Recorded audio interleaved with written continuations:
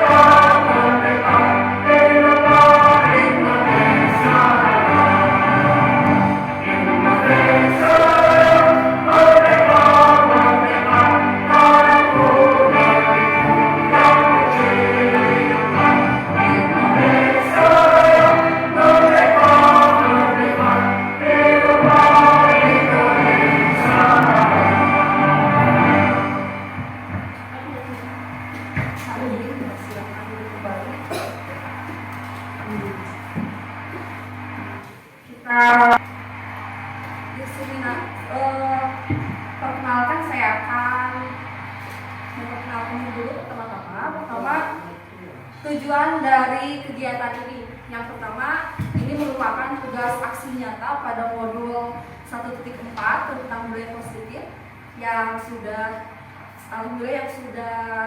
beres 1 bulan kemarin. Kemudian tujuannya yang kedua itu berbagi ilmu dan sharing bersama Bapak Ibu Guru tentang apa yang telah dipelajari. Dan yang ketiga, melakukan kolaborasi dengan rekan sejawat untuk mewujudkan budaya positif di sekolah.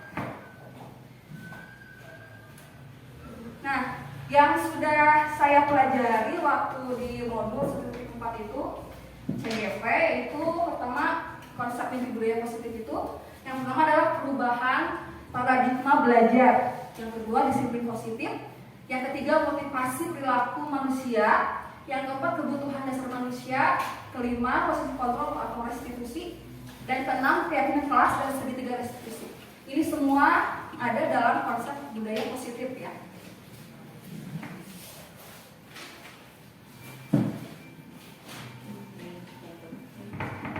Nah, kita akan awali dengan perubahan paradigma belajar. Nah, paradigma atau pemikiran ya Ibu atau Bapak. Menurut Ki Hajar Dewantara, tujuan pendidikan itu adalah hanya dapat menuntun tumbuh atau hidupnya kekuatan kodrat yang ada pada anak-anak agar dapat memperbaiki lakunya, bukan dasarnya, dan tumbuh kekuatan kodrat anak. Ya. Jadi kita harus mendidik itu sesuai dengan tuntutan zamannya. Kita tidak bisa kalau misalkan menerapkan apa yang kita dapat dulu ke anak sekarang, karena udah beda, zamannya udah beda. Dulu kita nggak ada internet, sekarang ada internet. Kemajuan teknologi itu yang membuat kodrat zamannya itu berbeda. Ya. Jadi itu kita tidak bisa memaksakan, atau kita tidak bisa menerapkan apa yang telah kita dapat dulu oleh guru kita dengan sekarang, seperti itu. Kemudian guru itu siswa diibaratkan sebagai selembar kertas kosong. Nah, tugas guru adalah mengisi kertas kosong itu sesuai kehendaknya. Dalam arti guru berkuasa untuk membentuk watak seperti yang diinginkannya. Itu dulu ya. Kemudian siswa itu sebagai kertas kosong ya. Kemudian guru sebagai faktor utama di kelas. Jadi teacher center ya. Kemudian tugas guru itu hanya mentransfer ilmu. Ya, kemudian guru itu pembelajaran berfokus pada ketercapaian KKM. Kita tidak dipungkiri ya bahwa tujuan itu adalah KKM. Siswa memahami KKM-nya dan gitu. Tapi untuk sekarang itu patokannya tujuannya itu bukan KKM saja, tetapi karakter ya menuntun seperti itu. Nah, kita dulu itu mengutamakan perkembangan kognitif saja, ilmunya saja, tanpa afektifnya, psikomotornya ya. Nah, sekarang kini perubahan paradigma belajar itu pertama, anak itu bukan kertas kosong yang bisa kita gambar sesuai keinginan kita, tetapi anak lahir dengan kekuatan kodratnya sendiri. Ya, kita hanya tinggal menebalkan lakunya. Nah, bahkan menurut KHD itu diibaratkan bahwa siswa itu, kita itu pengajar, pendidik, ibaratnya seperti di sawah ya, kita menanam padi. Padinya itu siapa? Anak-anak kita. Ya, kita itu seorang petani ya. Nah, bagaimana cara kita bisa nggak sih kalau misalkan sawah itu kita menanam padi tapi dia diculkan, istilahnya apa? Diculkan, didiamkan, bisa nggak? Bisa. Hasilnya kayak gimana? Bakal menghasilkan nggak kira-kira padi itu bakal tumbuh tidak? Enggak ya, tumbuh cuman hapa atau tumbuh cuman tidak sesuai dengan apa yang kita inginkan. Tapi kalau kita tanami, kita rawat, kita siram, otomatis padi yang kita hasilkan pun akan berkualitas, ya akan bagus. Nah, seperti itu. Tugas seorang pendidik itu adalah menuntun.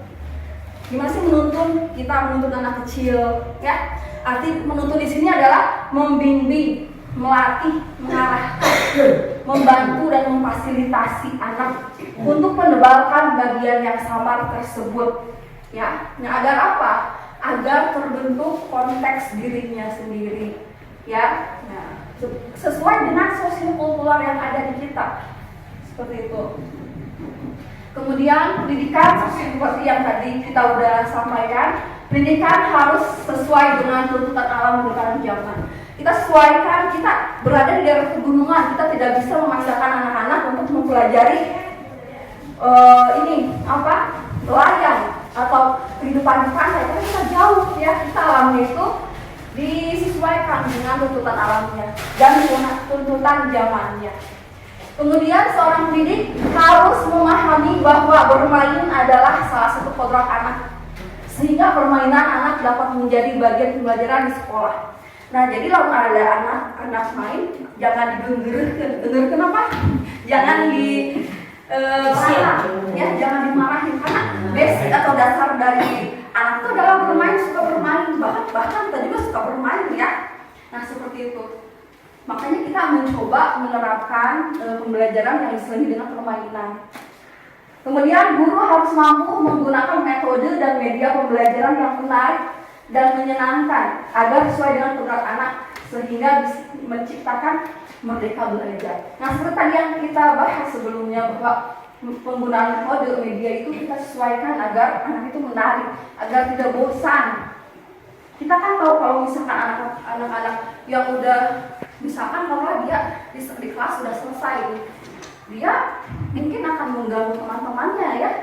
Nah, makanya kita mencoba menciptakan suasana pembelajaran yang menarik semenarik mungkin agar anak-anak bisa mencapai kekuatan kodratnya itu sendiri. Kemudian pendidikan yang menghamba pada anak, seorang hamba melayani, gitu ya. Nah, menghamba pada anak di sini adalah suatu perumpamaan atau analogi yang artinya pendidikan itu harus berpihak pada siswa, memandang siswa dengan rasa hormat, penuh kasih sayang, dan pembelajaran yang berorientasi kepada siswa atau student center, ya. Kemudian kita jadikan perbedaan karakteristik siswa sebagai dasar pembuatan perencanaan, pelaksanaan, dan penilaian pembelajaran. Karena setiap manusia itu, setiap anak itu mempunyai pribadi yang unik. Kita tidak bisa menyamaratakan kemampuan anak yang satu dan anak yang lain karena berbeda-beda, ya. Ini salah satu contoh pembelajaran yang berusaha atau mencoba untuk ditanamkan pembelajaran itu lebih menarik, lebih menyenangkan. Ya, kita beri kebebasan anak-anak untuk bereksplorasi sesuai dengan keinginannya. Nah, sekarang kita ke budaya positif. Yang tadi kita bahas adalah budaya positif. Nah, budaya positif di sekolah ialah nilai-nilai atau keyakinan-keyakinan dan kebiasaan di sekolah yang berpihak pada murid agar murid tersebut berkembang menjadi pribadi yang kritis, penuh hormat, dan bertanggung jawab. Nah, itu. Berarti yang namanya budaya positif harus seluruhnya, ya. Harus ada kolaborasi antara satu dan yang lainnya, semua aspek siswanya, gurunya, orang tua siswanya, tidak bisa berjalan sendiri seperti itu. Nah, sekarang kita akan belajar tentang disiplin positif. Disiplin, kadang disiplin itu erat kaitannya dengan hukuman, ya. Padahal hukuman dengan kedisiplinan itu berbeda, ya. Nah, sekarang coba saya pengen tahu deh, menurut Bapak Ibu sekalian, setuju atau tidak setuju, ya? Hukuman dapat mendisiplinkan anak, setuju apa tidak? Tidak. Ya, oke. Dua, pemberian hukuman dengan hal positif seperti membaca atau membersihkan lingkungan sekolah dapat mendisiplinkan anak, setuju atau tidak? Pemberian hukuman dengan hal yang positif. Setuju. Oke, lanjut. Yang ketiga, memberikan penghargaan dapat meningkatkan kedisiplinan anak. Setuju kan? Tapi kadang penghargaan itu kadang seperti jadi bumerang sendiri untuk kita, ya. Kita mau melakukan sesuatu karena mau dapat imbalan seperti itu. Nah, untuk biar kita tahu lebih lanjut, oke deh, kita berikutnya kita akan bahas satu persatu. Nah, ternyata hukuman itu kadang ada, tapi kadang tidak sesuai dengan keinginan anak, gitu ya. Nah, ini kita akan mencoba bermain, cobalah buka. Nah, Anda, Bapak Ibu, berdua, coba anggap punya kepelan tangan. Anggap tangan Bapak Ibu itu ada perhiasan atau sesuatu yang Anda ingin jaga. Kira-kira kalau misalkan teman di sampingnya minta dibuka, mau dibuka nggak kira-kira? Coba Bu Siti sama Bu Dewi. Nah, berdua, tangannya coba kepalkan. Nah, Bu Dewi, Bu Siti coba bujuk Bu Dewi biar mau membuka kepalan tangannya. Boleh dengan intimidasi, boleh dengan ancaman, boleh dengan bukan. Anda bisa membuka. Lalu 30 detik terbuka. Kira-kira bisa membuka nggak? Coba.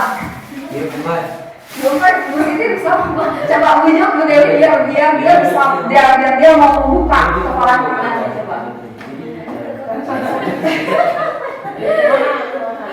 Gimana?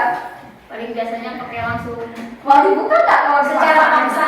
Kami paksa mau dibuka nggak Bu Dewi kira-kira? Enggak. Kenapa? Karena ada sesuatu yang harus saya jaga. Betul ya, karena ada kok. Karena yang mengontrol diri kita itu adalah diri kita. Walaupun misalkan di orang lain memaksa kita membuka di dalam tangan itu, ketika kita mempunyai kontrol diri, maka kita tidak akan membuka. Ya, kecuali misalkan 1 miliar mau buka nggak? Buka aja, saya buka. Nah, itu yang buka. Jadi dengan tindakan seperti itu yang mengontrol diri kita sudah kita sendiri, ya. Nah, menurut William Glasser, ada ilusi guru mengontrol. Pertama, ilusi guru mengontrol murid. Nah, ilusi di sini artinya semua positif, kebijakan efektif dan bermanfaat. Nah, yang kedua, teori kontrol atau teori pilihannya ya, ilusi kontrol. Ilusi bahwa kritik dan membuat orang merasa bersalah dapat menguatkan karakter. Yang ketiga, ilusi bahwa orang dewasa memiliki hak untuk memaksa. Ini merupakan ilusi guru mengontrol murid. Ya. Ternyata kritik membuat orang merasa bersalah tidak dapat menguatkan karakter. Ternyata itu. Sebentar. Makanya guru tidak dapat memaksa murid untuk berbuat sesuatu jikalau murid tersebut memilih untuk tidak melakukannya. Seperti yang tadi ya, yang kepelan tangan itu. Ya, jikapun murid melakukan sesuatu yang diinginkan guru, itu terjadi karena murid sedang mengizinkan dirinya dikontrol. Jadi ilusi guru mengontrol murid itu tidak dapat, pada dasarnya kita tidak dapat memaksa, gitu ya, intinya tidak dapat memaksa murid untuk berbuat sesuai dengan apa yang kita inginkan. Nah, yang kedua, ilusi bahwa semua penguatan positif efektif dan bermanfaat. Penguatan positif atau bujukan adalah bentuk-bentuk kontrol. Namun pada kenyataannya dalam waktu tertentu kemungkinan murid tersebut akan mencoba untuk menolak bujukan tersebut. Nah, tadi yang teori untuk William Glasser itu. Yang ketiga, ilusi bahwa kritik dan membuat orang merasa bersalah dapat menguatkan karakter. Nah, menggunakan kritik dan rasa bersalah untuk mengontrol murid menuju pada identitas gagal. Mereka akan belajar untuk merasa buruk tentang diri mereka. Jadi, ketika kita mengkritik, ketika kita membuat orang merasa bersalah, itu akan membuat identitas gagal pada murid atau pada siswa tersebut yang merasa dirinya tidak bermakna, merasa dirinya gagal, merasa dirinya buruk pokoknya. Nah, berikutnya ilusi bahwa orang dewasa memiliki hak untuk memaksa. Nah, banyak orang dewasa yang percaya bahwa mereka memiliki tanggung jawab untuk membuat murid-murid berbuat hal tertentu. Apapun yang dilakukan dapat diterima selama ada sebuah kemajuan berdasarkan sebuah pengukuran kinerja. Jadi, orang dewasa itu kadang di dalam dirinya itu memiliki hak untuk memaksa, tapi tidak seperti itu. Ya, tidak bisa memaksakan kehendak juga. Nah, bagaimana seseorang bisa berubah dari paradigma stimulus respon kepada pendekatan teori kontrol? Menurut Stephen R. Covey, bahwa bila kita ingin membuat kemajuan perlahan, sedikit-sedikit ubahlah sikap atau perilaku Anda. Namun, bila kita ingin memperbaiki cara-cara utama kita, maka kita perlu mengubah kerangka acuan kita, kerangka berpikir kita. Nah, ubahlah bagaimana Anda melihat dunia, bagaimana Anda berpikir tentang manusia, ubahlah paradigma Anda, skema pemahaman dan penjelasan aspek-aspek tertentu tentang realitas. Jadi, ketika kita ingin membuat sebuah kemajuan, maka harus yang terbaik adalah pola pikir kita, ya, mindset kita, paradigma kita. Nah, ini seperti yang tadi perbedaan stimulus respon dan teori kontrol. Yang pertama, menurut stimulus respon, kebutuhan kita sama, tetapi menurut teori kontrol yang tadi dosen itu, realitas atau kebutuhan kita itu berbeda. Yang kedua, semua orang menurut stimulus respon, semua orang melihat hal yang sama. Sebaliknya menurut teori kontrol, setiap orang memiliki gambaran yang berbeda. Kita mencoba mengubah orang agar berpandangan sama dengan kita, sedangkan menurut teori kontrol kita berusaha memahami pandangan orang lain tentang dunia. Perilaku buruk terlihat sebagai suatu kesalahan. Semua perilaku memiliki tujuan, bahkan kesalahan pun pasti ada tujuan menurut teori kontrol, ya. Kemudian orang lain bisa mengontrol saya. Menurut teori kontrol, hanya Anda yang mengontrol diri Anda. Kita yang mengontrol diri kita sendiri. Saya bisa mengontrol orang lain, Anda tidak bisa mengontrol orang lain. Kemudian pemaksaan ada pada saat bujukan gagal. Kolaborasi dan konsensus menciptakan pilihan-pilihan baru. Nah, model berpikir menang atau kalah, sedangkan teori kontrol model belajar menang-menang atau win-win solution. Ya. Kemudian kalau halnya seperti itu, kira-kira apa sih makna disiplin? Apa disiplin itu kadang tadi identik dengan hukuman, tapi Ternyata tidak seperti itu. Kita lihat, mari kita lihat. Disiplin itu berasal dari disiplina yang artinya belajar. Jadi bukan hukuman ya disiplin itu. Kemudian namun dalam budaya kita, makna disiplin itu berubah menjadi sesuatu yang dilakukan seseorang pada orang lain untuk mendapatkan kepatuhan. Kecenderungan umumnya adalah menghubungkan kata disiplin dengan ketidaknyamanan. Padahal disiplin itu artinya sama-sama kita belajar. Yang salah sama-sama kita perbaiki. Seperti itu. Nah, ya menurut Ki Hajar Dewantara, di situ Ki Hajar Dewantara menyatakan bahwa mencapai kemerdekaan atau dalam konteks pendidikan kita saat ini untuk menciptakan murid yang merdeka, syarat utamanya adalah harus ada disiplin yang kuat. Disiplin yang dimaksud adalah disiplin diri yang memiliki motivasi internal, berarti disiplin yang berasal dari dirinya sendiri, dari dalam diri sendiri ya. Jika kita tidak memiliki motivasi internal, maka kita memerlukan pihak lain untuk mendisiplinkan kita atau memperoleh motivasi eksternal. Ya. Jadi berdasarkan tadi, kesimpulannya adalah disiplin merupakan kemampuan memerintah diri sendiri dalam mengontrol dan menguasai diri untuk memilih tindakan yang mengacu pada nilai-nilai yang kita hargai dengan penuh tanggung jawab tanpa terperintah orang lain. Itu disiplin ya. Nah, kemudian nilai-nilai apa sih yang kita hargai itu? Nilai-nilai kebajikan universal ya, nilai-nilai yang positif yang merupakan tujuan mulia yang ingin dicapai setiap individu. Itu nilai-nilai yang kita hargai, nilai-nilai universal. Nah, kalau kita itu sekarang berarti nilai-nilai yang mengacu pada profil pelajar Pancasila ya. Nah, disiplin diri. Nah, kita tadi harus ada disiplin yang berasal dari diri sendiri ya, disiplin diri. Disiplin diri ini membuat orang menggali potensinya menuju sebuah tujuan apa yang dihargai dan yang bermakna ya. Nah, tujuan kita sebagai seorang pendidik itu adalah menciptakan anak-anak yang memiliki disiplin diri sehingga mereka bisa berperilaku dengan mengacu pada nilai-nilai kebajikan universal dan memiliki motivasi intrinsik. Seperti apa sih motivasi intrinsik? Nanti kita bahas. Nah, tadi disiplin itu sebenarnya tidak identik dengan kekerasan, ya. Yang namanya disiplin positif. Nah, disiplin positif ini unsur utama yang harus ada dalam budaya positif.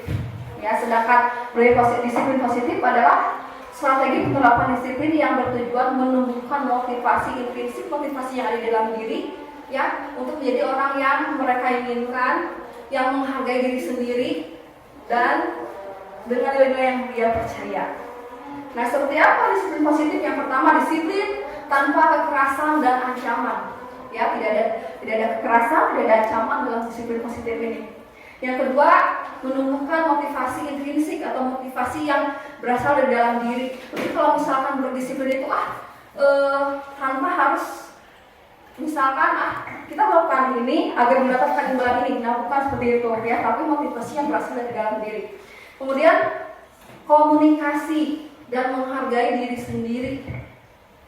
Di sana juga dalam disiplin positif ada yang namanya konsekuensi dan tanggung jawab serta nilai-nilai kebajikan. Keenam hal ini ada dalam disiplin positif itu. Nah, nilai kebajikannya tertuang dalam profil pelajar Pancasila, yaitu beriman dan bertakwa kepada Tuhan dan berakhlak mulia, berkebinekaan global, gotong royong, mandiri, bernalar kritis dan kreatif. Ya. Nah, sekarang ice breaking dulu biar tidak mengantuk. Coba gambar pertama itu apa? Pisau. Ada gambar raja. Coba kalau misalkan disatukan tebak gambar jadi kata apa? Pintar. Pisau raja. Kalau yang kedua apa? Iya, betul. Tepuk tangan. Keren. Kalau yang ketiga apa? Yang ketiga apa? Kambing guling. Nah, itu dari sekian ribu peserta jawab. Nah kita lanjut ya. Dia ada intinya lain. Nah setelah ice breaking barusan, kita akan mempelajari motivasi perilaku manusia. Motivasi. Menurut Diane Bossan dalam bukunya Restructuring School Discipline menyatakan ada 3 motivasi perilaku manusia. Yang pertama adalah seorang itu berbuat atau perilaku seorang itu yang pertama untuk menghindari ketidaknyamanan atau hukuman atau pekerjaan dari orang lain.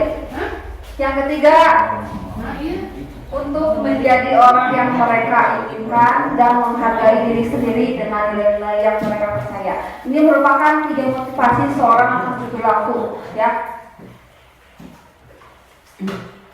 Nah, untuk yang pertama, motivasi yang pertama adalah untuk menghindari ketidaknyamanan atau hukuman. Nah, misalkan apabila saya tidak melakukannya, maka saya akan dihukum. Nah, itu merupakan motivasi eksternal.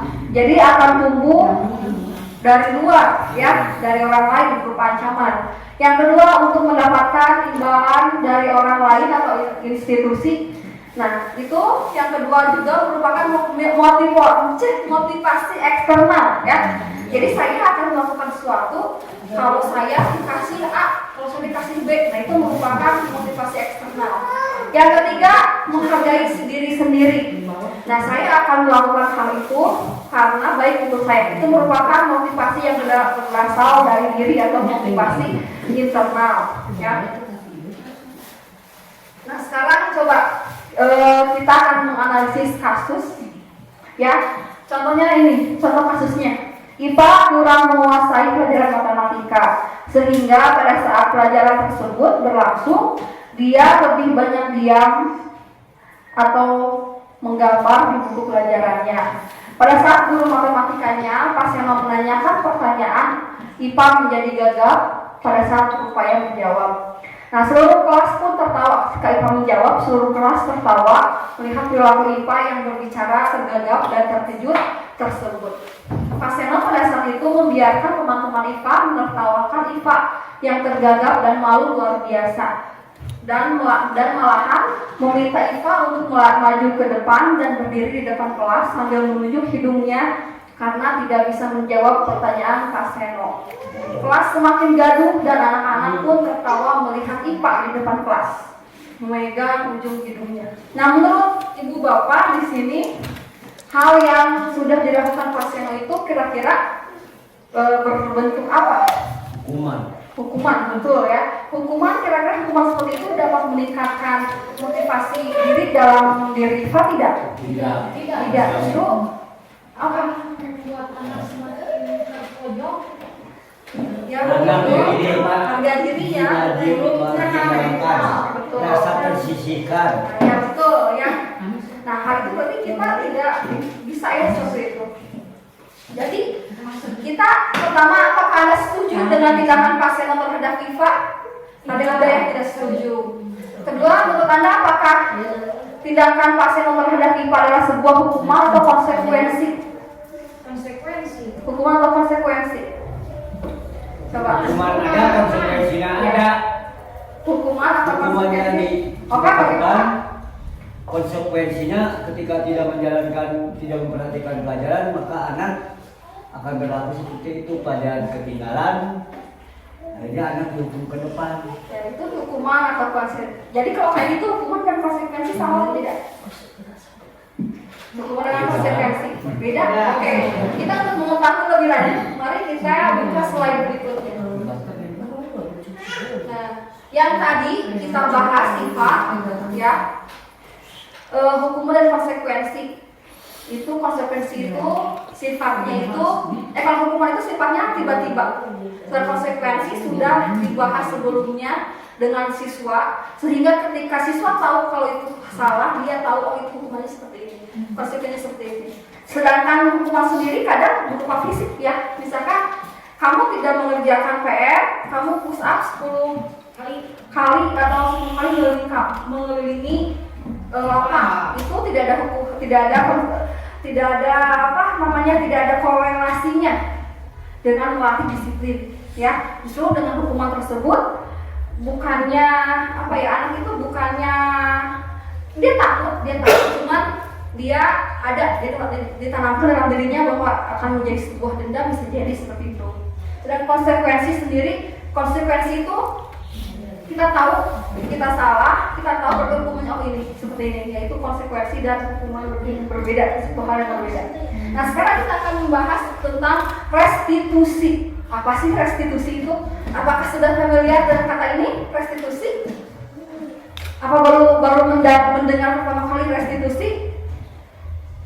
Ya, sama, karena dulu ketika saya mengikuti ini, restitusi itu apa sih? Belum mengerti ya. Nah, sedangkan restitusi sendiri adalah proses menciptakan kondisi bagi murid untuk memperbaiki kesalahan mereka sehingga mereka bisa kembali pada kelompok mereka dengan karakter yang lebih kuat. Jadi ketika kita melakukan melakukan sebuah kesalahan, maka kita harus melakukan restitusi, ya. Nah, agar apa? Agar kita kembali ke lingkungannya dengan pribadi yang lebih kuat lagi. Nah, restitusi juga merupakan proses kolaboratif yang mengajarkan murid untuk mencari solusi untuk masalah mereka dan membantu murid berpikir tentang orang seperti apa yang mereka inginkan dan bagaimana mereka harus berlaku atau memperlakukan orang lain. Nah, ini adalah restitusi. Nah, contoh tadi kita akan bertanya apa sih hukuman, konsekuensi, dan restitusi, apa sih kesamaannya, apa sih perbedaannya. Nah, kita lihat dalam hukuman ini menciptakan identitas gagal, ya, hal-hal yang negatif menciptakan identitas gagal. Sedangkan identitas sukses itu ada dalam disiplin, berupa disiplin dalam bentuk konsekuensi ataupun disiplin dalam bentuk restitusi, ya. Jadi restitusi itu sama dengan disiplin, ya. Nah, menurut identitas gagalnya, hukuman adalah sesuatu yang menyakitkan yang harus terjadi, itu adalah hukuman. Sedangkan menurut konsekuensinya sesuatu harus terjadi emang. Nah, sedangkan menurut restitusi merupakan pilihan. Yang kedua, tidak nyaman, hukuman itu tidak nyaman untuk murid atau anak untuk jangka waktu panjang. Sedangkan konsekuensi tidak nyaman untuk murid dalam jangka waktu pendek. Sedangkan restitusi menguatkan anak dalam jangka waktu panjang.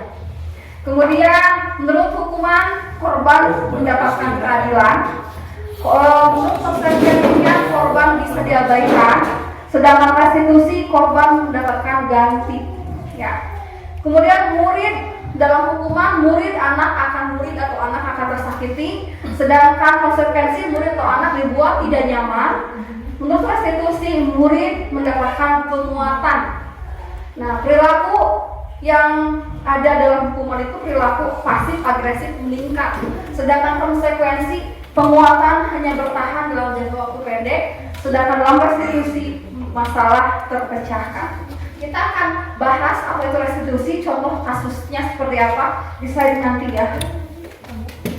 Nah, ini ketika hukuman sistem tidak akan berjalan jika murid tidak takut. Sedangkan konsekuensi memerlukan monitoring dan supervisi terus-menerus dari guru. Sedangkan restitusi murid belajar bertanggung jawab untuk perilakunya. Nah, hukuman berlaku hanya pada sebuah institusi atau tidak berlanjut pada kehidupan nyata. Konsekuensi membantu menerapkan mengikuti peraturan dalam masyarakat. Restitusi fokus pada pemecahan masalah dalam jangka waktu panjang. Nah, hukuman adalah peraturannya adalah kamu harus ini, kamu harus itu. Itu namanya hukuman, ya. Sedangkan konsekuensi, apa sih peraturannya? Mampukah kamu melakukannya? Terima kasih, itu contoh kata-kata dalam konsekuensi. Sedangkan menurut restitusi, apa yang kamu yakini, apa yang bisa kamu lakukan untuk memperbaiki masalah ini. Jadi kita kasih pertanyaan yang tidak menjudge atau tidak menghakimi seseorang, ya. Kemudian murid dalam hukuman, murid anak akan membenci peraturannya. Yang kedua, konsekuensi itu murid menghormati peraturan. Yang restitusi, murid menghormati dirinya dan orang lain. Nah, itu adalah tujuan yang ingin kita capai, menghormati dirinya dan orang lain. Nah, identitas gagalnya hukuman itu negatif, konsekuensi netral, sedangkan restitusi positif imbasnya. Nah, tadi perbedaannya apa sih hukuman itu? Nah, hukuman itu sifatnya tidak terencana atau tiba-tiba. anak atau murid tidak tahu apa yang akan terjadi karena tiba-tiba itu ya, dan tidak dilibatkan dalam menentukan jenis hukumannya. Kemudian hukuman bersifat satu arah dari guru atau dari murid, hanya menerima satu hukuman tanpa melalui suatu kesepakatan atau pengarahan dari pihak guru. Kemudian hukuman yang diberikan biasanya berupa fisik maupun psikis. Murid atau anak disakiti oleh satu perbuatan atau kata. Kita dengan menyebutkan, hai kamu dasar, kamu bodoh, kamu itu merupakan identitas gagal yang akan tertanam terus di otaknya anak itu. Nanti dia akan terngiang-ngiang. Makanya ketika kita melakukan hal yang positif maupun hal yang negatif, akan terngiang-ngiang terus di pikiran anak-anak kita itu. Nah, sementara disiplin, ya, disiplin dalam bentuk konsekuensi ataupun restitusi sudah terencana atau sudah disepakati bersama, sudah dibahas dan sudah disetujui oleh siswa. Yang kedua, umumnya bentuk-bentuk konsekuensi itu dibuat oleh guru atau sekolah dan murid sudah mengetahuinya. Kemudian tahu jika itu melakukan pelanggaran maka konsekuensinya harus ini. Nah, itu kita benar-benar sudah tahu ya. Kemudian pada konsekuensi murid tetap dibuat tidak nyaman untuk jangka waktu pendek. Konsekuensi biasanya diberikan berdasarkan suatu data yang umumnya dapat diukur. Misalkan kamu kalau tidak 3 kali sudah tidak melaksanakan tugas, kamu hukumannya misalkan kamu ambil sampah yang ada di sekolah. Nah, itu mungkin bisa jadi konsekuensi, ya. Nah, itu contohnya. Jika kamu misalkan mengobrol ketika ibu menerangkan, hukumannya kamu nulis aku tidak akan mengobrol selama 100 lembar misalkan, dalam 100 lembar. Nah, itu mungkin konsekuensi, ya. Kemudian peraturan dan konsekuensi yang mengikuti ini sudah diketahui sebelumnya oleh siswa. Nah, guru hanya sebagai monitoringnya saja. Nah, sekarang ini ada 1, 2, 3, 4, 5, 6, 7, ada 9 contoh tindakan dari guru. Kira-kira termasuk hukuman atau konsekuensi, ya. Coba mencatat 100 kali dalam buku kalimat saya tidak akan terulang lagi karena pulang ke sekolah, termasuk hukuman atau konsekuensi. Yang nomor 1, mencatat 100 kali di dalam buku kalimat saya tidak akan terulang lagi, termasuk konsekuensi atau hukuman. Hukuman. Coba yang hukuman. 1, 2, 3, 4, 5. Konsekuensi 1, 2 orang. Oke, kita tidak ada benar, tidak ada salah ya. Kita cuma kira-kira ini termasuk apa gitu ya. Yang kedua, lari mengelilingi lapangan basket 2 kali karena terlambat hadir di sekolah. Termasuk hukuman atau konsekuensi? Coba yang hukuman, konsekuensi. Oke, konsekuensinya ada hukuman semua. Yang ketiga, membersihkan coretan yang dibuatnya di meja tulis. Itu konsekuensi apa hukuman? Konsekuensi. Ada yang jawab hukuman? Konsekuensi. Oke. Yang berikutnya, murid diminta untuk push up 15 kali karena tidak menggunakan masker di sekolah. Konsekuensi apa hukuman? Hukuman. Ada yang menjawab konsekuensi? Ya, ada hukuman semua. Oke. Nanti kita samakan jawabannya ya, ibu-ibu, dengan hasil yang sebenarnya. Kemudian mengganti kertas tugas teman yang telah dicoret-coret, hukuman atau konsekuensi? Dia semua sepakat? Sepakat konsekuensi, oke. Kemudian berjemur di lapangan basket pukul 12 siang karena ngobrol dengan teman, hukuman atau konsekuensi? Murid bertelanjang kaki sepanjang hari karena tidak menggunakan sepatu warna hitam sesuai peraturan sekolah, hukuman atau konsekuensi? Konsekuensi. Ada yang jawab hukuman? Ingat nanti jawabannya ya. Kita akan samakan. Kemudian berdiri di depan kelas sambil mengangkat kaki 1 karena tidak bisa menjawab pertanyaan. Hukuman. Oke. Membersihkan tumpahan air di meja tulis karena tersenggol pada saat belajar. Konsekuensi. Oke. Lebih sah ya jawabannya kita bandingkan dengan jawaban. Oke.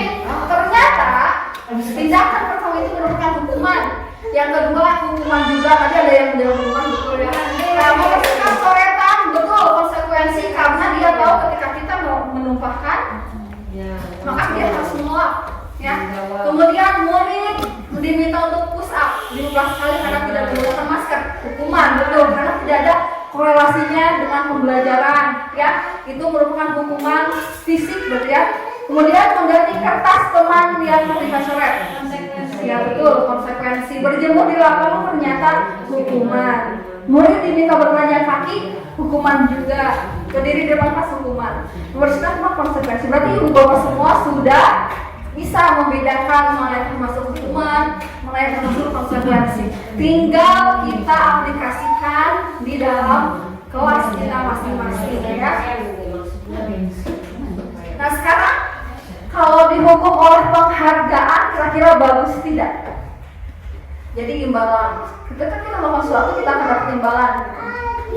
Nah, ketika kita berulang kali menyajikan hadiah kepada anak-anak agar berperilaku bertanggung jawab, atau kepada seorang murid agar mempelajari sesuatu yang baru, atau kepada seorang karyawan agar melakukan pekerjaan yang berkualitas, kita sedang berasumsi mereka tidak dapat melakukannya. Jadi ketika dia menyimpulkan, kita sebenarnya tidak percaya bahwa kita orang tersebut bisa melakukan hal itu, ya. So kalau yang bisa dikasih permen misalkan, itu merupakan salah satu contoh dukung oleh penghargaan, ya. Nah jadi kadang anak-anak itu dia harapan itu mendapatkan permen atau mendapatkan hadiah saja. Jadi motivasi intrinsiknya belum terbentuk. Nah sedangkan Alvin Cohen dalam bukunya Punish by Reward mengemukakan baik penghargaan maupun hukuman adalah cara-cara mengontrol perilaku seseorang yang menghancurkan potensi untuk pembelajaran yang sesungguhnya. Menurut Cohen, secara ideal tindakan belajar itu sendiri adalah penghargaan sesungguhnya. Jadi hukuman ataupun diberikan hadiah, reward dan punishment, ya, mematikan potensi anak. Jadi anak tidak belajar. Mereka belajar karena ada rasa takut. Yang kedua, belajar karena ingin mendapat hadiah atau imbalan. Nah ini pengaruhnya, ya. Nah pengaruh dihukum oleh penghargaan itu pengaruhnya adalah jangka pendek dan jangka panjang. Penghargaan menghukum, penghargaan mengurangi ketepatan, penghargaan tidak efektif, dan penghargaan merusak hubungan. Nah, kok bisa merusak hubungan? Ya, yang asalnya hubungannya baik karena ada persaingan agar mendapatkan sesuatu imbalan, jadi kita saling menjatuhkan seperti itu. Ya. Penghargaan menurunkan kualitas, penghargaan mematikan kreativitas, penghargaan mengurangi motivasi intrinsik. Nah, segala sesuatu yang terlalu berlebihan juga tidak bagus, tidak baik, ya. Kita harus boleh tidak kita memberikan apresiasi, harus kita memberikan apresiasi kepada diri kita, ya. Beri pengakuan 100. Dan ketika anak murid diberikan tanda jempol seperti ini saja, dia ada perasaan bangga dalam dirinya, ya. Misalkan yang kamu bisa jawab, kamu bisa ke depan, dikasih applause dari teman-temannya, itu merupakan sebuah apresiasi juga, ya. Itu lebih bermakna bagi mereka. Nah ini contoh pengakuannya. Kemarin saya perhatikan, nah sekarang kita kadang harus peka ya terhadap kondisi anak-anak di kelas. Misalkan kayak gini, kemarin ibu perhatikan kamu diam aja di kelas. Nah sebenarnya kebanyakannya rasa empatimu besar sekali situasinya pada saat mendorong murid baru di kelas kita. Nah ini. Nah sebelum ke kebutuhan dasar kita ice breaking dulu. Coba lakukan perintah saya. Lakukan apa yang saya perintahkan, tapi tidak dengan tindakannya, ya. Pertama-tama lakukan perintah saya. Coba mana itu mata? Coba mana itu mana? Perintah saya adalah coba sentuh hidung.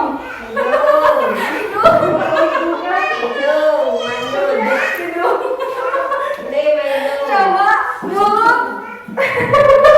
Sebenarnya ada ragu-ragu menurut saya gimana? Sentuh kepala.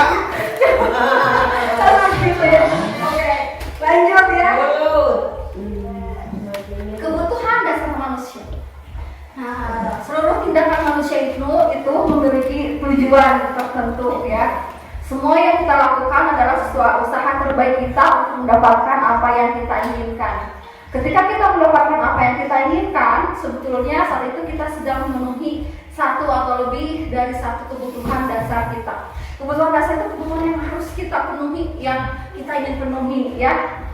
Nah, sama dengan murid, ketika murid melakukan suatu perbuatan yang bertentangan dengan nilai-nilai kebajikan atau melanggar peraturan, hal itu sebenarnya dikarenakan mereka gagal memenuhi kebutuhan dasar mereka. Apa saja sih kebutuhan dasar itu? Yang pertama, kebutuhan dasar manusia yang pertama adalah bertahan hidup. Yang kedua, kasih sayang dan rasa diterima. Yang ketiga, penguasaan atau pengakuan atas kemampuan. Yang keempat, kebebasan, dan lima, kesenangan. Ini merupakan 5 kebutuhan dasar manusia. Jika salah satunya tidak terpenuhi, maka kita akan mendapatkan kekecewaan. Kadang anak yang misalkan ada yang diam saja di kelas ya, ternyata setelah kita telisik, misalkan dia itu kebutuhan dasarnya tidak terpenuhi. Misalkan si A itu anak kita diam di kelas. Ketika kita tanya, ternyata dia itu misalkan di rumahnya itu ada masalah, artinya kebutuhan akan kasih sayangnya atau rasa diterimanya dia tidak ada ya. Atau kita di kelas misalkan si anak itu membuat onar, ternyata setelah ditelisiki ternyata dia itu membutuhkan yang namanya pengakuan ya, ingin mencari perhatian bilangnya, mencari kasih sayang dari ibunya. Kadang-kadang kan anak yang caper ya, dia cari perhatian, nanya terus ke kita deh, ya budak nanya wae. Nah ternyata dia itu ingin mendapatkan perhatian, ingin mendapatkan kasih sayang dari gurunya, karena mungkin di rumahnya dia tidak mendapatkan hal itu ya, seperti itu. Nah contoh, nah Ibu Amba, guru kelas 2A, dia sedang berita hati, sedang bingung menghadapi ulah salah satu murid di kelasnya yaitu Doni. Beberapa anak di kelas 2A telah datang padanya dan mengeluhkan Doni yang seringkali meminta bekal makan siang mereka dengan paksa. Jika Anda menghadapi situasi seperti Ibu Amba, apa yang akan Anda lakukan? Menurut Anda kira-kira apa alasan Anda melakukan hal itu? Kira-kira gimana alasan Doni sampai bisa mengganggu temannya, sampai bisa meminta temannya? Kira-kira apa? Mungkin karena tidak dikasih bekal sama ibunya dari rumah, jadi dia mengganggu pada bekal orang lain. Ya, betul, bisa jadi ya. Makanya kita sebagai guru harus peka terhadap siswa kita. Ya, kita cari tahu, jangan apa-apa kita menjudge duluan, tapi kita harus mencari tahu latar belakangnya dia seperti itu. Nah ternyata setelah jawaban Doni setelah ditanya oleh Bu Amba, karena pertama karena ia lapar dan orang tuanya tidak membawakan bekal makanan. Itu alasan kenapa dia minta dan mengaku temannya. Yang kedua karena ia merasa senang temannya jadi memperhatikan dia. Berarti dia kebutuhan akan kasih sayang, akan merasa diterima itu tidak ada ya. Kemudian dia merasa hebat karena temannya jadi takut dan dia akan menutupi dengannya. Dia kebutuhan dasarnya apa? Penguasaan ya. Kemudian karena dia merasa bosan dengan bekal makanan yang dibawakan ibunya dari rumah, karena ibunya selalu membawakan bekal yang sama, oleh karena itu dia ingin mencoba makanan yang beragam. Ini merupakan Doni itu ternyata kompleks sekali ya. Dia beberapa kebutuhan dasarnya tidak terpenuhi di rumah, hanya dia ganggu teman-temannya di sekolah. Nah, ini contoh coba kira-kira kebutuhan apa yang harus dipenuhi, yang berusaha dipenuhi oleh Dinda. Jika jawabannya seperti ini, ibu guru bilang, aku tidak boleh bersenandung sewaktu mengerjakan tugas. Katanya kelas harus tenang, tidak ada suara, padahal kan aku suka dan senang menyanyi. Kebutuhan apa yang dia inginkan? Kebutuhan dasar apa? Antara kasih sayang, penguasaan, kemudian mendapatkan pujian, ya, kebebasan, ya. Kebutuhannya adalah kebebasan.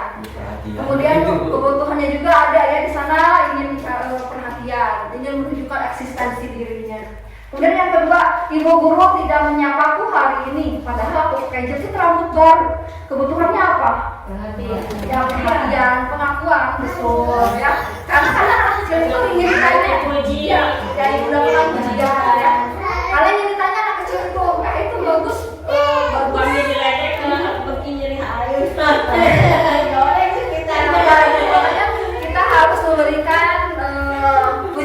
yang positif yang dapat mengembangkan atau Humaira, menumbuhkan kecil lah, rasa Humaira. percaya dirinya, ya. Ya. Nah, kebiasaan masa belajarnya cuma gitu-gitu aja, dengerin itu Awalnya. aja. Nah, apa itu artinya? Mendapatkan kesenangan ya, kebutuhannya. Nah, sekarang kita akan membahas tentang posisi kontrol atau restitusi yang tadi kita bicarakan. Nah, kita seorang guru ada 5 posisi kontrol. Apa saja? Yang pertama adalah sebagai penghukum, yang kedua pembuat merasa bersalah, yang ketiga posisi kontrolnya sebagai teman, yang keempat sebagai pemantau, dan kelima sebagai manajer. Dampaknya masing-masing posisi kontrol ini berdampak, ya ada dampaknya. Yang pertama, kalau si penghukum ini dampaknya atau hasilnya anak menjadi pendendam, marah, bersifat agresif. Kalau pembuat merasa bersalah, anak akan menjadi merasa bersalah, akan menjadi gagal dan emosi, jadi emosinya kita berpendam ya. Kemudian posisi kontrol sebagai teman. Nah, kita selayaknya teman, ya hasilnya apa? Senang, akrab dengan guru, ketergantungan, ya. Sedangkan pemantau, memahami konsekuensi, harus dipantau. Nah, kita manajer bertanggung jawab dalam mencari solusi. Dalam 5 posisi kontrol ini kira-kira yang harus kita ini sebagai apa? Yang harus kita sebagai teman, sebagai pemantau, manajer. Yang lebih oke, nanti ada studi kasus lagi ya. Kita kasih lihat sebaiknya kita itu sebagai apa dalam menghadapi siswa ini. Nah, ini tadi kita akan bahas satu-satu. Posisi penghukum. Posisi penghukum ini dia akan menggunakan hukuman fisik maupun verbal dalam tindakannya. Patuhi peraturan saya, atau awas kalau kamu tidak melakukannya, atau kamu selalu saja salah. Nah, pokoknya hal-hal yang menjudge anak negatif itu adalah posisi penghukum. Kira-kira dalam mengajar posisi penghukum bagus tidak? Tidak, ya, karena hukuman itu tidak menyelesaikan masalah, anak akan menjadi identitas gagal yang tadi. Kemudian posisi yang kedua, posisi pembuat merasa bersalah. Nah, posisi si pembuat merasa bersalah ini suaranya kan lebih lembut, menggunakan keheningan yang membuat orang lain merasa tidak nyaman. Bersalah kan? Kamu ibu sangat kecewa sama kamu. Kamu kok kayak gitu ya? Kayak gitu. Kamu gak kasihan sama ibu kalau kamu kayak gini, nah itu ya kata-kata si pembuat merasa bersalah. Jadi anak itu akan merasa, aku bersalah nih, jadi dia merasa tidak ingin mengecewakan gurunya kayak gitu. Yang ketiga, posisi teman. Jadi di sini guru tidak akan menyakiti murid, bisa berdampak positif, hubungan baik terjadi. Tapi kadang kalau posisi teman itu murid jadi calutak ya, ada yang calutak karena menganggap ada teman gitu. Nah, pemantau sekarang, posisi pemantau berdasarkan pada peraturan dan konsekuensi. Nah, kita udah tahu peraturannya, kamu berbuat salah, peraturannya apa, kamu tahu kan konsekuensinya apa, seperti itu. Nah, yang terakhir adalah posisi manajer, posisi ideal yang harus kita punya, yang harus kita terapkan. Nah, di posisi ini kita akan bisa menjadi teman, bisa menjadi pemantau, ya, jadi kita bisa fleksibel, ya. Nah, apa yang kita yakini, apa yang kamu yakini, jika kamu berbuat meyakininya, kenapa kamu berbuat seperti itu? Nah, jadi harapannya adalah siswa itu dia mempunyai ketika membuat kesalahan, dia akan menguatkan dirinya gitu tanpa kita tanpa kita menjudge, menghukum. Nah, ini ada sebuah contoh, kita bisa melihat. Ya, silakan itu dulu simak videonya. Salam bahagia ibu dan bapak guru hebat. Dalam penerapan disiplin positif restitusi, salah satu program yang digunakan adalah 5 posisi kontrol. 5 posisi kontrol dan restitusi adalah proses perjalanan seorang pendidik agar dapat mengenali dirinya.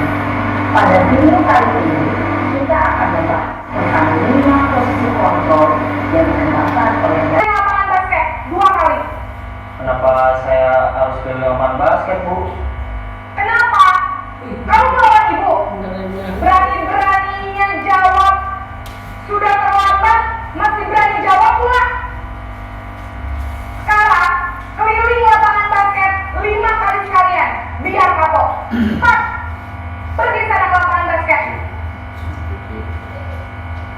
Posisi penghukum biasanya berbicara dengan nada tinggi, menghabis, menunjuk-nunjuk, menyakiti, dan menyindir. Hukuman bisa berupa fisik maupun psikis. Ibu dan bapak guru hebat. Dampak yang terjadi pada murid ketika guru berada pada posisi penghukum adalah murid cenderung akan memberontak, bahkan menyimpan dendam.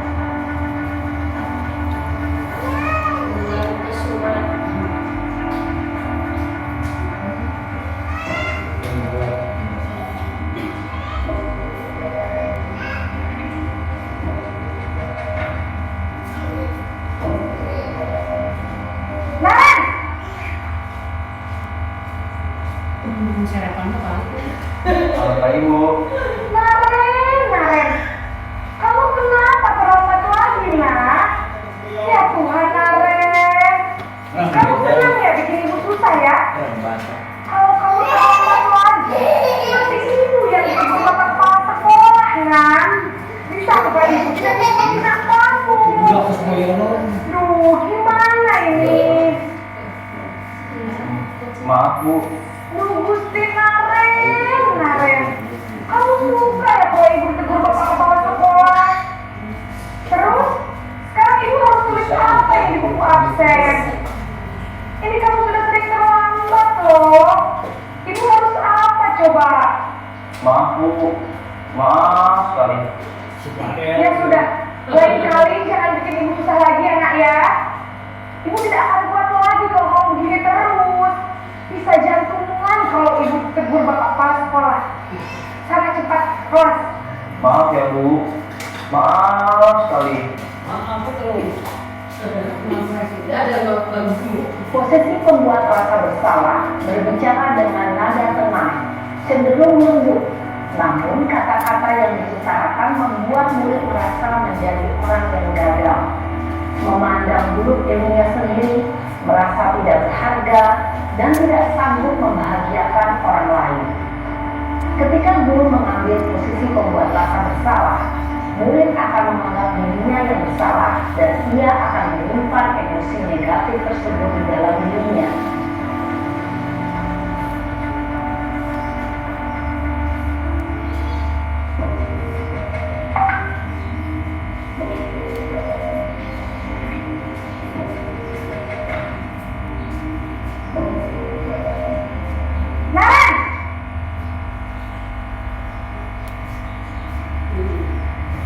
Selamat pagi Bu. Wah, sudah jam berapa ini nak? Terlambat lagi ya sayang. Iya Bu. Habis suruh saya bangunkan saya Bu. Kamu malah menyalahkan ibu kamu. Kamu bukannya anak yang paling kencang. Kok terlambat sih? Iya Bu. Saya memang terlambat bangun tadi. Jadi biarpun saya lari kencang, tetap gak kesenja Bu. Ya sudah sayang, nanti lain kali larinya lebih kencang lagi ya. Biar gak terlambat lagi. Bikin seneng ibu, demi ibu. Bisa kan? Bisa lah Bu. Ya sudah, sana masuk kelas. Ibu beresin urusan absen kamu. Kamu ini ada-ada saja. Dalam posisi teman, guru berbicara dengan nada suara ramah, akrab, cenderung bersenda gurau untuk menjaga suasana tetap santai. Murid akan merasa senang, aman, dan akrab dengan guru. Identitas yang tercipta adalah identitas sukses atau berhasil. Namun, perlu diingat, karena ini masih dorongan eksternal, maka ada faktor ketergantungan dari murid kepada orang tertentu.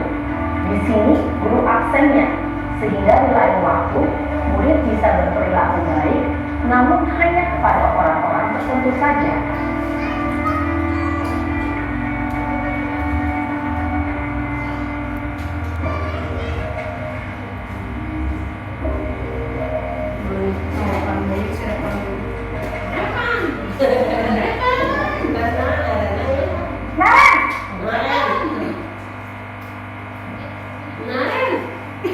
Selamat pagi Bu.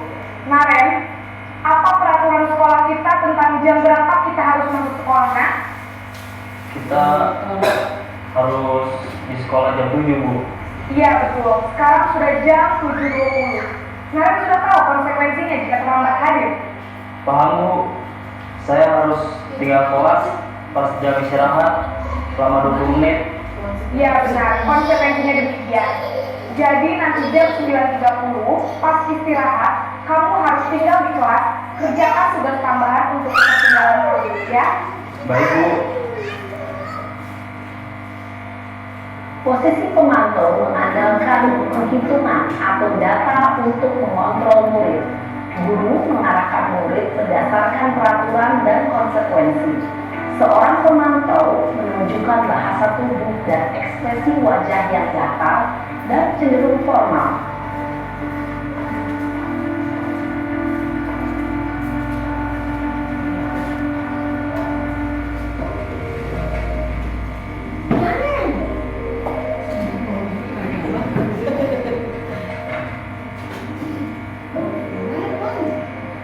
Naren!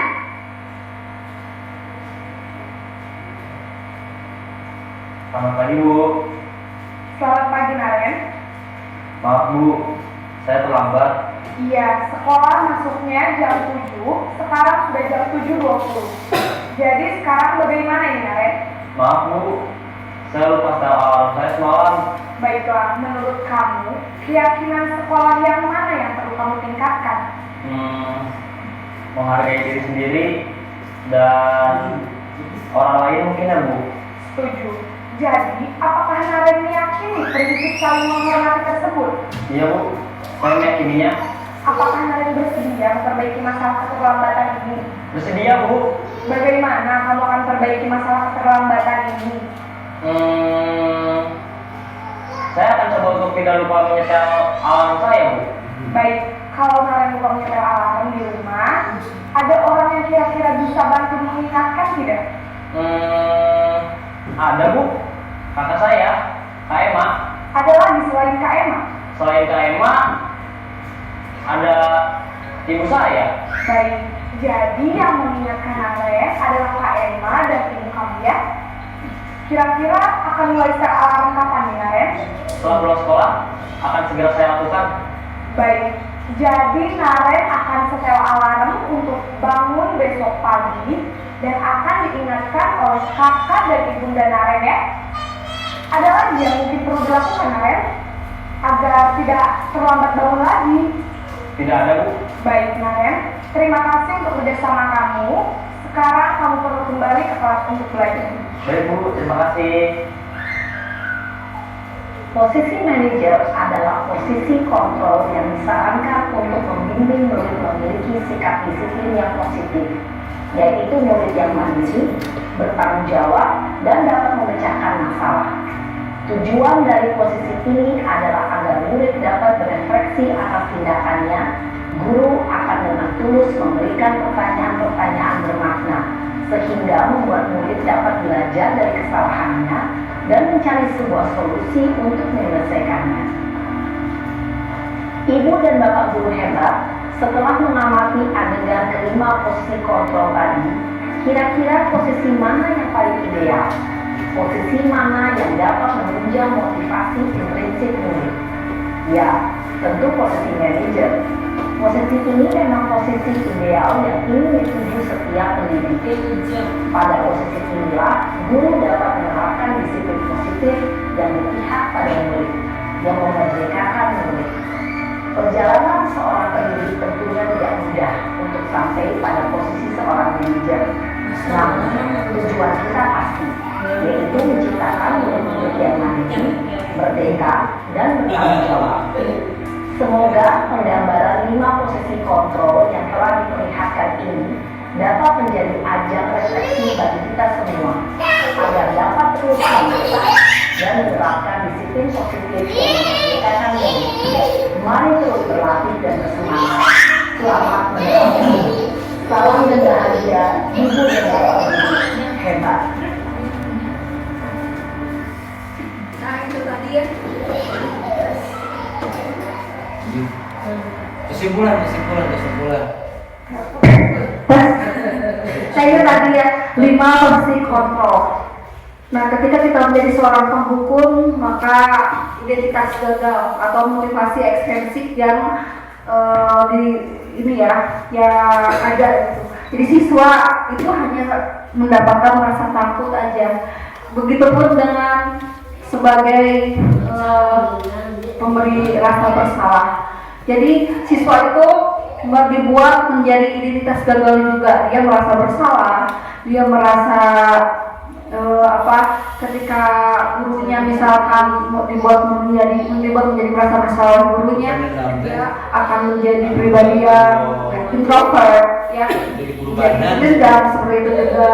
Nah, teman sebagai teman juga sama ya, motivasi yang ada itu adalah motivasi ekstrinsik, bukan dari dalam. Jadi seyogianya kita berperan sebagai seorang manajer di suatu pihak.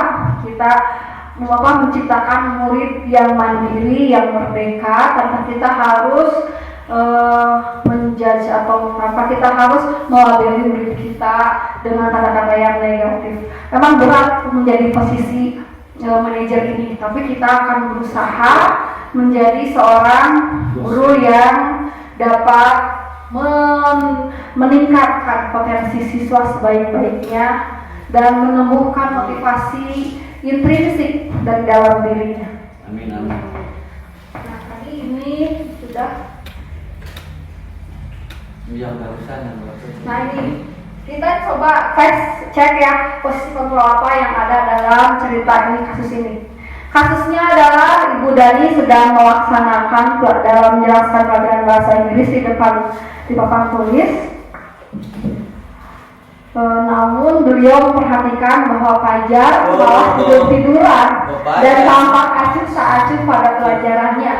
Fajar, coba jawab pertanyaan nomor 3, maju ke depan dan kerjakan di papan tulis. Fajar pun tampak malas-malasan maju ke depan, dan kesampaiannya di depan papan tulis pun Fajar hanya diam terpaku sambil memegang buku bahasa Inggrisnya dan memainkan spidol di tangannya. Ayo Fajar, makanya jangan tidur-tiduran, lain kali perhatikan. Sudah sana duduk kembali, kira-kira siapa yang bisa? Nah itu, Fajar pun kembali duduk di bangkunya. Hal seperti ini sudah seringkali terjadi pada Fajar, seperti tidak memperhatikan, acuh tak acuh, dan nilai-nilainya pun tidak terlalu baik untuk pelajaran bahasa Inggris. Pada saat ditegur oleh Ibu Dani, Fajar hanya menjawab, tidak tahu Bu. Ibu Dani pun ditegur, Ibu Dani pun menjawab diri. Gimana kamu Fajar, kamu tidak kasihan sama ibu ya? Ibu sudah capek-capek mengajarkan kamu, tidak kasihan sama ibu. Dan Fajar pun kembali duduk di bangkunya. Nah, hal seperti ini sudah sering kali terjadi pada Fajar, seperti tidak memperhatikan, acuh-acuh, dan nilai-nilainya pun tidak terlalu baik. Nah, yang tadi ya. Nah, kira-kira posisi kontrol apa yang diambil oleh Ibu Dani dalam pendekatan kepada Fajar? Sebagai apa posisi kontrol Ibu Dani? Sebagai penghukum atau sebagai pembuat merasa bersalah? Pembuat merasa bersalah ya. Nah, karena dari kata apa? Kamu tidak kasihan sama ibu, itu merupakan kata-kata khas sebagai seorang pembuat merasa bersalah ya. Nah, kira-kira kebutuhan apa yang diperlukan oleh Fajar? Fajar ini ternyata kebutuhan dasarnya tidak terpenuhi. Kira-kira kebutuhan dasar apa? Ya, mendapatkan kesenangan. Ya, tidur merupakan kesenangan. Karena di rumahnya ternyata setelah diteliti Fajar tidurnya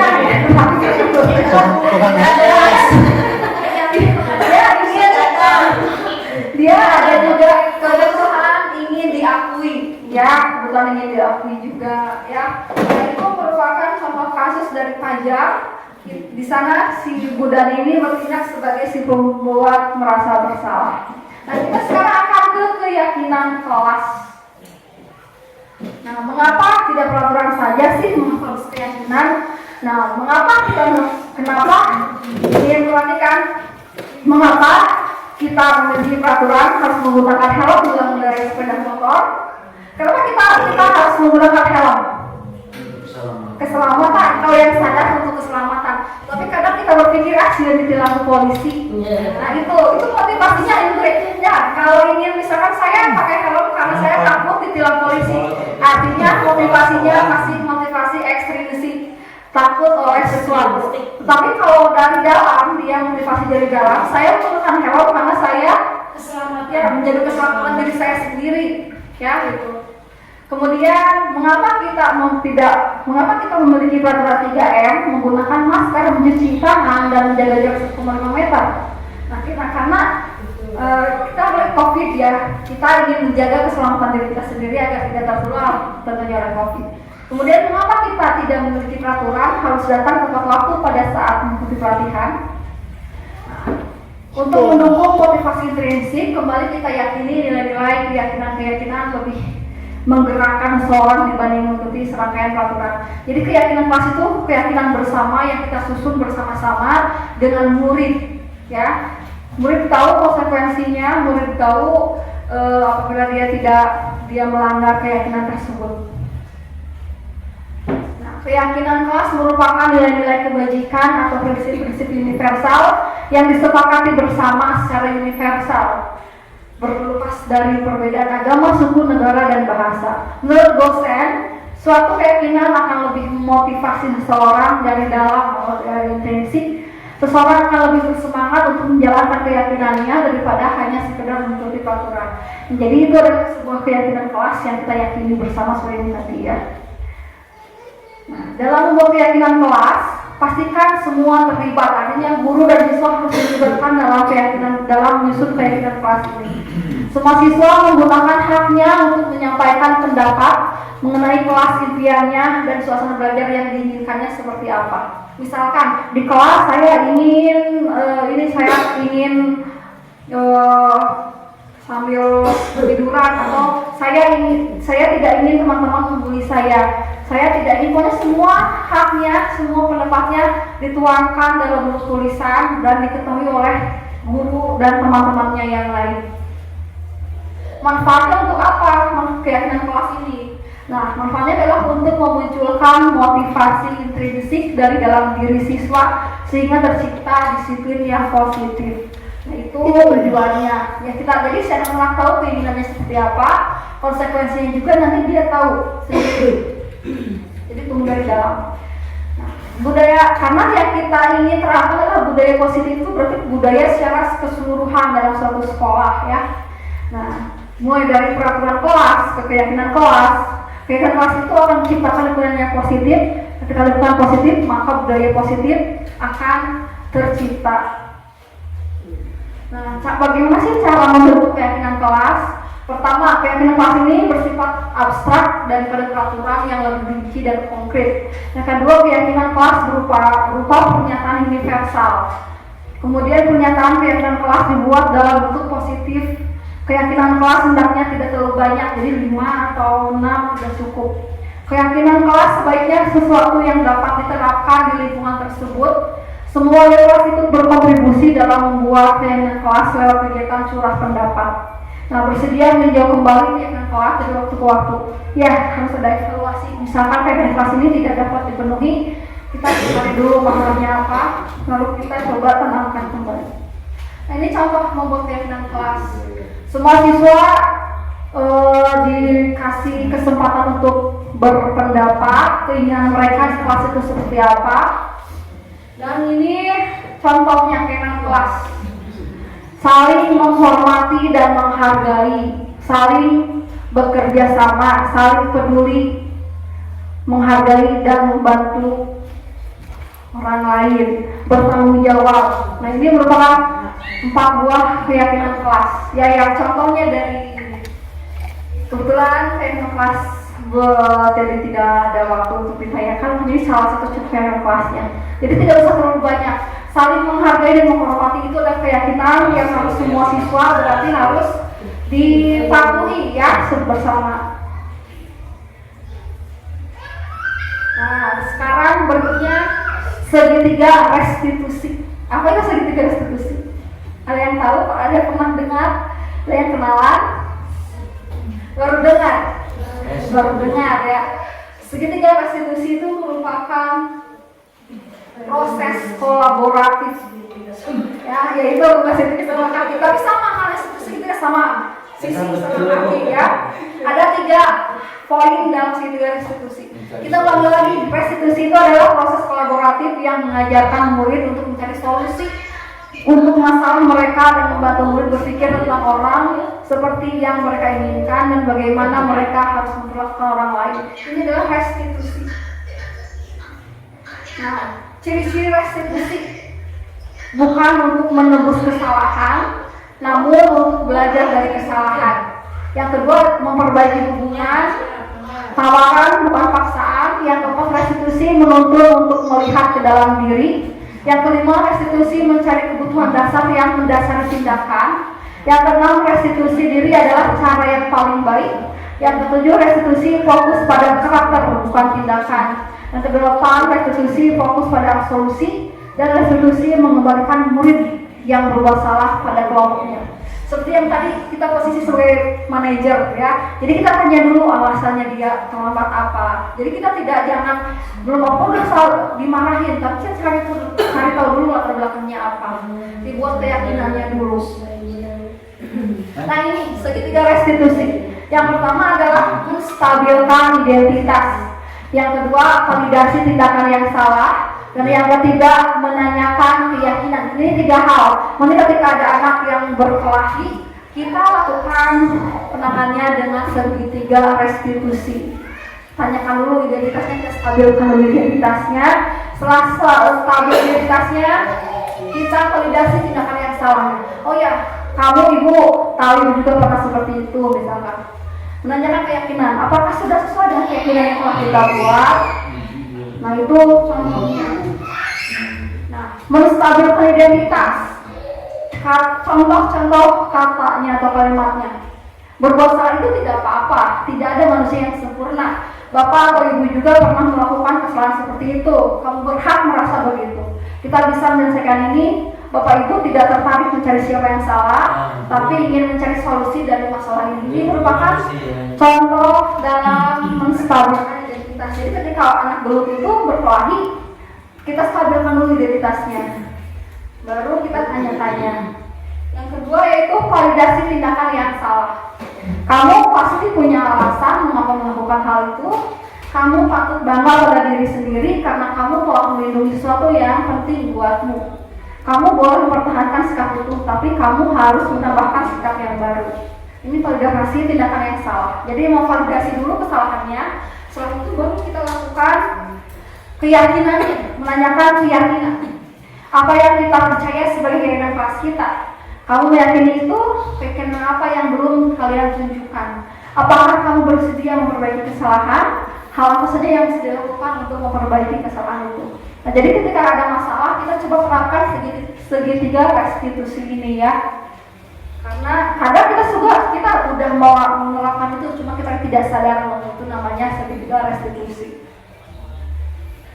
Nah, contohnya ini yang sudah saya lakukan. Kita lihat ya. Sebentar.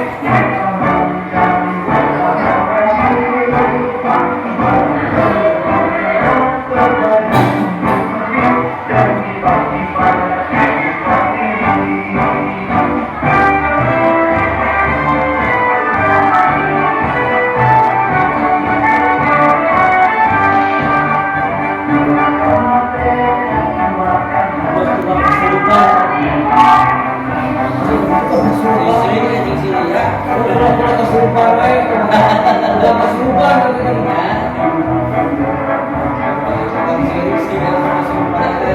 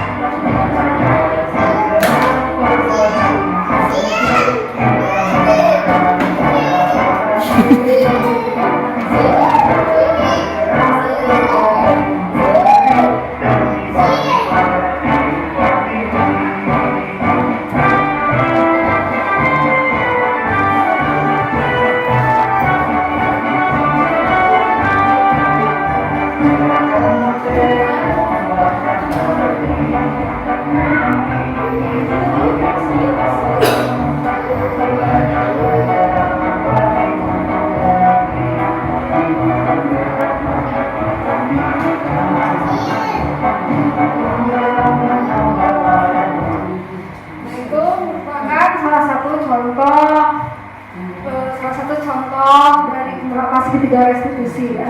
Jadi ketika ada sebuah masalah, kita coba anak tersebut kita bawa ke jangan di depan teman-temannya, tapi kita bawa misalkan ke ruang guru yang hanya ada kita namanya begitu ya. Nah setelah itu kita tanya, kita stabilkan identitasnya dulu. Kita cari tahu kenapa dia berbuat seperti itu, kenapa dia berkelahi, kenapa dia berantem. Dan ternyata setelah ditelusuri hal yang seperti itu apa? Gara-gara orang tuanya saling ledek-ledekan sama orang tuanya ya. Nah setelah kita stabilkan identitasnya, kita yang kedua validasi tindakan yang salah. Nah kira-kira misalkan hal-hal seperti itu kalau berantem bagus tidak, keyakinan apa yang sudah kalian yang sudah kalian langgar. Nah setelah tahapan yang kedua yaitu validasi tindakan yang salah, yang ketiga menanyakan keyakinan. Nah setelah tidak ada keyakinan kelas yang sudah yang sudah kita susun bersama, nah seperti itu. Nah fungsinya untuk apa segitiga restitusi ini? Untuk menumbuhkan kembali tadi yang menumbuhkan kembali motivasi intrinsiknya dan mengembalikan ke lingkungannya dengan hati atau dengan karakter yang lebih kuat. Nah jadi keyakinan kelas itu harus kita buat sebenarnya ya. Kita buat sebelum awal pembelajaran, sebelum awal semester. Dan kita tidak lupa untuk selalu mengingatkan keyakinan kelas itu Misalkan menghormati dan menghargai, kayak meditasi itu adalah menghargai dan menghormati. Otomatis ketika ada teman kamu yang sedang yang berantem atau mengolok-olok temannya, tanyakan kembali mana kehidupan yang menghargai itu. Jadi dia akan timbul sendiri dari dalam dirinya motivasi itu dan lebih menguatkan lagi karakternya. Nah, coba apakah ada yang ingin bertanya? Dari tadi mulai dari perubahan paradigma, kemudian disiplin positif, motivasi internal, kebutuhan dasar manusia, restitusi, dan posisi kontrol. Ada yang mau bertanya? Atau sudah paham? Kesimpulan dulu perubahan paradigma. Karena tadi udah kita bahas yang itu. Kalau kita di awal lagi, maka waktunya semakin Simpulkan panjang. dulu Bu, simpulkan. Ya.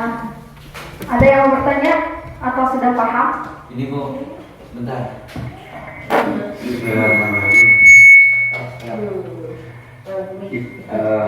Pertama saya apresiasi ya bahwasanya di kita ada Bu penggerak ya, ya mudah-mudahan dengan beliau memberikan paparan dia ada tambah-tambah ilmu untuk kita semua.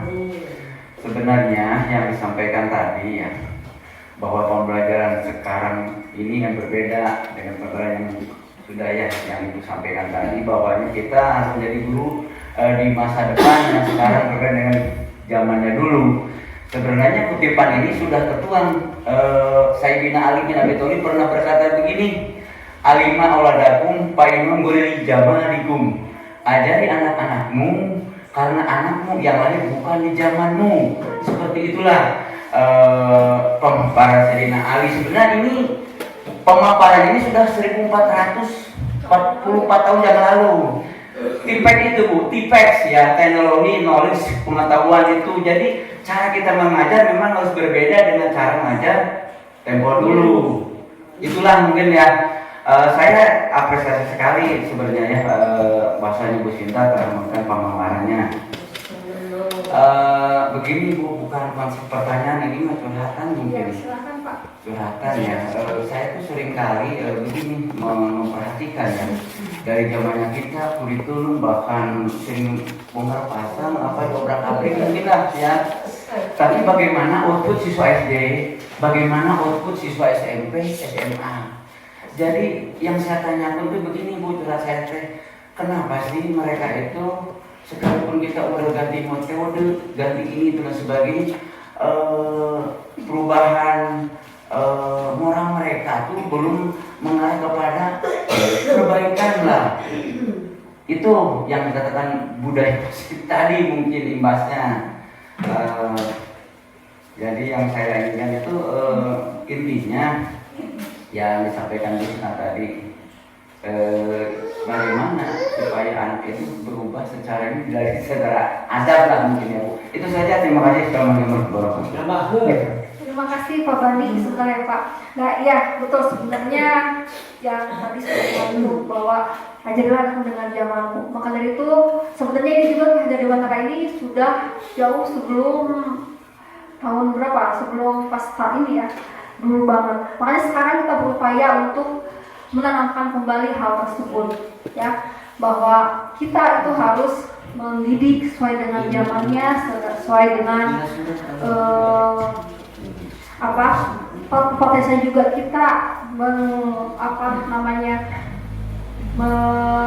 mendorong semua potensi yang ada dalam diri siswa tersebut. Nah, mengenai yang namanya karakter itu emang dibangun itu dari, tidak bisa kita kalau udah dewasa ingin berubah karakter seorang, tidak bisa. Harus kita tanamkan sejak dari dini, bahkan sejak dalam kandungan ya. Dari kandungan, ketika kita ingin menciptakan anak yang soleh, yang bertakwa, berkarakter, tapi kalau misalkan kita tanamkannya, tidak bisa kita seperti halnya batu kalau misalkan bisa nggak berubah? Bisa, cuma lama-lamaan batu yang keras itu akan menjadi ini ceruk yang terus-terusan. Tapi kalau kita sudah besar, sudah dewasa, diberi ilmu seperti itu seperti menulis di daun talas. Kita terus isi terus, tapi dia tidak napak. Tapi kalau kita dari batu, sedikit-sedikit kita berikan pengetahuan, berikan karakter, wawasan seperti itu, maka otomatis perilakunya juga akan berubah, ya. Nah, sama sebenarnya dengan karakter kita di sekolah, kita tidak bisa menyalahkan satu guru atau apa, tapi harus berkesinambungan, harus ada kerjasama, ada kolaborasi, mulai dari kelas rendah, kelas sampai kelas tinggi itu harus berkesinambungan, tidak bisa melepaskan pada tanggung jawab pada seseorang. Makanya kita mencoba menciptakan budaya positif di mana semua orang berkolaborasi di dalamnya. Seperti itu mungkin Pak, karena mungkin kapasitas saya untuk menjawab hal seperti itu, mungkin ilmu saya jauh lebih kecil dibanding Bapak guru yang sudah senior, apalagi yang sudah jauh di atas saya, karena istilahnya saya itu baru kemarin sore istilahnya masih juga baru belajar, perlu untuk memahami mungkin ya suatu kebiasaan di suatu daerah atau saling belajar gitu, karena kita ingat kita tidak bisa yang gini berubah. tuh bentar ya, jadi yang maksud saya itu begini, jadi anak tuh pergeserannya yang lebih baik itu secara moral tuh makin sini tuh makin rusak gitu. Ya itu Pak, karena jadi yang dilihat itu tuh hanya kompetensi akademik saja, kalau itu bukan kompetisi kepribadiannya gitu. Nah, yang menonjol sekarang tantangan itu semua orang tua siswa baik di sekolah maupun di rumah, tantangannya tuh berasal dari teknologi ya, internet terutama yang membawa pengaruh buruk sekali. Maksudnya kita bisa internet itu menjadi suatu yang positif, bisa juga suatu yang negatif. Ketika kita menjadi yang positif itu kita bisa memanfaatkan. Ketika anak sedang berselancar di internet, alangkah bagusnya didampingi oleh orang tua. Jadi orang tua bisa mendampingi, bisa membimbing, oh itu yang bagus loh, itu yang jalan itu nggak boleh, ini yang boleh. Jadi jangan sampai dilepas begitu saja. Makanya harus ada sinergi antara sekolah sama siswa di rumah gitu. Karena di sekolah itu cuma 6 jam Pak, sedangkan di rumah berapa jam sisanya di rumah gitu. Kita tidak bisa memantau. Maka dari itu harus ada sinergitas antara siswa, antara orang tua, siswa dan pihak sekolah. Itu yang idealnya. Ya silakan Pak Yanto untuk menambahkan. Mama. Terima kasih Pak Bani. Semoga menjadi sekali lagi terima kasih buat teman-teman. Mari kita bersama-sama berkolaborasi agar tercipta lingkungan pembelajaran yang positif di lingkungan sekolah kita dan ekosistem yang baik juga untuk sekolah kita dalam meningkatkan mutu pendidikan. Akhir kata, kita haruslah menjadi obor besar, tidak harus menjadi obor di Jakarta. Kita bisa bercahaya dengan ilmu desa.